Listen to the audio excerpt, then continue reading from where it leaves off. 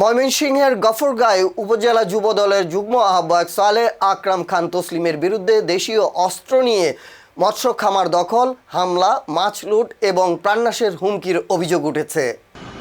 আমাদের পূর্বে এই মৎস্য প্রজেক্টে আমার আত্মীয় স্বজন ও প্রতিবেশীদের কাছ থেকে জমি ভাড়া লিজপূর্বক বার্ষিক চুক্তিতে ভাড়া নেয় বিবাদী যুবদল নেতা সালেহ আকরাম খান তসলিম, পিতা আবুল হাশেম খান সভাপতি।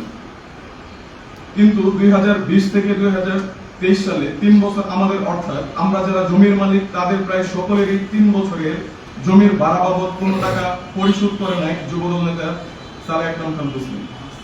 এমনকি মসজিদের ওয়াকফকৃত সম্পত্তির লিজ বাবদ 63,000 টাকাও সে এখন পর্যন্ত প্রদান করেনি। এমন অবস্থায় জমির মালিকগণ মেয়াদ শেষে তার সাথে রিজেক্ট চুক্তির অবসান ঘটায়। পরবর্তীতে সে ক্ষিপ্ত হয়ে 42 জন জমি মালিকের নামে মামলা করে। মামলা নং 65/23। বর্তমানে মামলাটি সিনিয়র সিভিল জজ আদালত গফরগাঁওয়ে চলমান।